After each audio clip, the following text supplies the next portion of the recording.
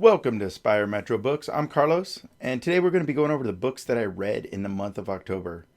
It was a good month. Got 9 books, mix of nonfiction and fiction, primarily fantasy and sci-fi, and we'll get right to it. So we'll start off with Altered Carbon by Richard Morgan. This was had a Netflix adaptation to it. It's it's about a murder mystery where you have like a Jeff Bezos type of character that has been killed, and a like an investigator type character is the protagonist that has been brought back from the stack and put into a new body.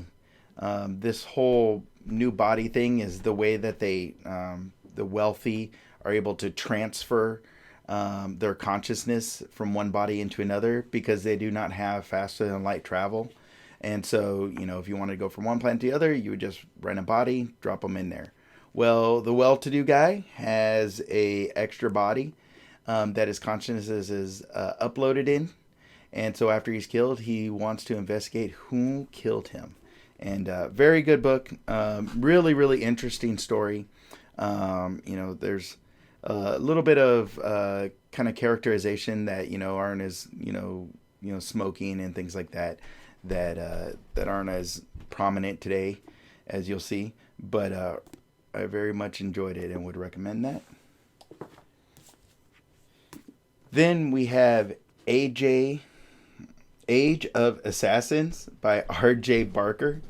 This was a cool book. This was another mystery. This one was fantasy. I believe the main character's name is Gerton, and he is an assassin. Now, it's not an assassin apprentice a la like Robin Hobb, where they don't know anything. This individual's been doing stabby, pokey, killy things for quite a while, but still has a mentor type relationship within the book. They're asked to catch another assassin that looks to try to take out the prince of the kingdom, and through that whole story, a whole bunch of angst and politics and growth, happens. The really interesting part about this book for me is like you just get a taste of the magic system in the first book, and so I'm interested to see where that kind of leads as the story goes on. So something to check out. And then we've been doing a buddy read with Rajadan and Carl and Unity 151 of the Lost Fleet series. They started with the first book in the Lost Fleet, the first series, and then we continue. I joined them for Beyond the Frontier. It's by Jack Campbell, and it's about a character by the name of John Geary that has basically did the ultimate sacrifice in the first series and was made a legend by his people, and then he is found among some space wreckage and has to strive to get back and help them win the war against the Syndics, the Alliance versus the Syndics. And in Beyond the Frontier, they have a bunch of internal politics after they've effectively have won, and now he is sent on a mission to go, even further and find what's out there and whatnot. And in that, they runs into all kinds of different things. There's kind of like a monster of the week kind of thing with these books, where it's not necessarily a monster, but there'll be something unique and special that is found in each book in the series. And we have just now finished up that one with Leviathan. And now we'll be going on to the Lost Stars series, which is the perspective of the Syndics. So really looking forward to that. And check out those guys' channel. They do excellent stuff.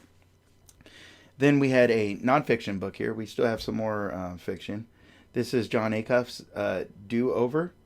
Rescue Monday, Reinvent Your Work, and Never Get Stuck. I've read a few of John Acuff's works.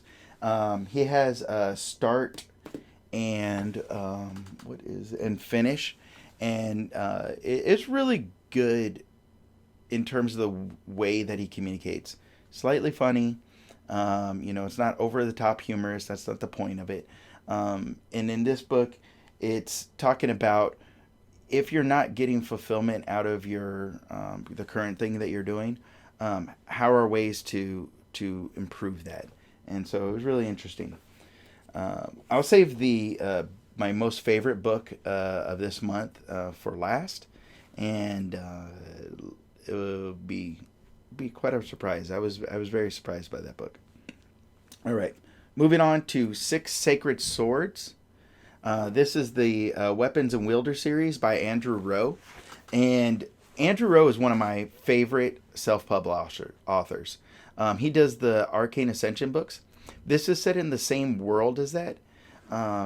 The way he's written his books, you could pretty much start with any series, but he has 3 different series. And depending on which ones you start with, there will basically be surprises and tie-ins with that.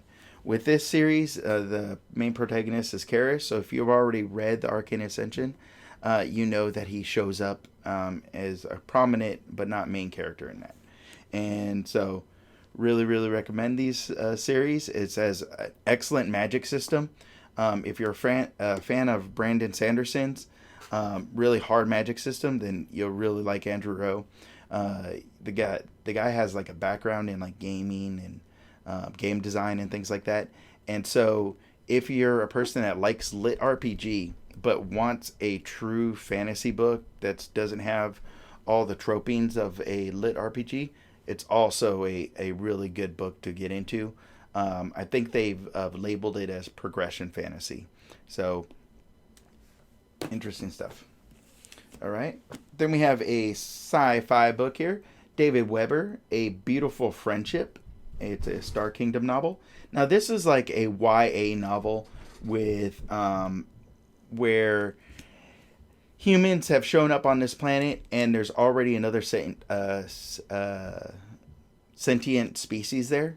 They look like kind of like a cross between like cats and monkeys, and they communicate differently than we do. It's not a vocal thing, and so kind of got some like Captain Planet kind of vibes with it, where humans are coming and destroying the environment as they are continually trying to expand and conquer this new world. And then, or maybe Fern Gully would be a better example. And then there's another species there that ends up making a kind of friends and partnerships with one of the humans, and they, trying to save the native species there. All right. And then I also read, I don't have a picture here, but it'd be off the side. Do Androids Dream of Electric Sheep, which was turned into not quite an adaptation, but a kind of inspired the Blade Runner movies. Really interesting book. Philip K. Dick was the author of Do Androids Dream of Electric Sheep, which was then turned into the Blade Runner series of movies. That's where they kind of adapted the ideas from, but it's not a direct adaptation. The story inside of Blade Runner, it has a lot more action going on, but they did pull definitely all the androids and the world out, and the private investigator portions of that was definitely inspired by this. In this book, there's much more a focus on like the meaning of life and things that have to do with how we treat like animals. Like there's like a religious animal thing inside the book. Yeah, it was a little weird, but wasn't bad. All right. Then I read the sequel to Jumper. This is Reflex by Stephen Gould. Or Gould. Jumper, a lot of the books, I wanted to read a lot of the books that had adaptations in the movies that I enjoyed when I was a little bit younger. A lot of stuff that came out in the 2000s. And Jumper was one of those movies that I really just dug how the world was. So I read that. earlier this year, and I started reading it to children, thinking it was going to be action packed, and that was something we had to stop. There was a lot of trigger warnings in the first book. There's abuse and potential actions that were just not something that was safe for children to read. There's a lot more politics in the book in terms of the time that it was written, with what was going on around like airlines and hostage taking and things like that. And so it was a good book and interesting, but it was a little bit dated and a lot of intense kind of moments in there. So I wanted to see if if the adaptation that basically inspired the movie, if some of the larger world building elements came into it further in the other books, and is definitely an interesting ride. If you're a fan of the Jumper series, I would not necessarily recommend to go out and read the books. There's this book Reflex. It takes in a lot more of saving the protagonist Davy in this one, with friends and the government that had helped him, that he assisted in the first book. So it definitely was a little bit more tension in it, but it's just so far removed from the movie side of things, and it's in its own self-contained world that you kind of have to be interested in those dynamics, in that family drama kind of stuff, then to really get the best out of it. All right. And then Rajasthan has been going through and doing about a book every month of the presidents. And I've joined on following him on that. And then we did John Quincy Adams. He's the 6th president. The book was Militant Spirit by James Traub, is the one that is the biography that I've listened to. Quite a hunker. Really, really interesting story that had to do with John Quincy. He was the son of John Adams, so it's pretty much the closest thing that we've had to royalty in the United States. He was very, very morally interesting. How strict and his demeanor was, but that he also, enjoyed the time with the ladies. So it was, he was human, So he had flaws and he had some positive things. Really was groomed for a position inside of power inside the United States. And really, really interesting read. So looking forward to going on to Stonewall Jackson. And I know that guy is a character, so it would be interesting to see how that turns out. And now for my favorite book that I read this month, Foundry Side by Robert Jackson Bennett. Man, this book it's categorized as fantasy. To me, it almost comes off more sci-fi. And the reason is there are a lot of deep questions in here that don't go answered directly in the text. It seems like you're getting a lighthearted story about a young female protagonist that is a thief and uses his abilities to be the best thief in this city that is ran by merchant guilds. And so the merchant guilds have all the power. They hold all the patents to all the magic systems in there, and they monetize the magic system. And she's gonna build her way up from the bottom, by scheming and stealing and building friends.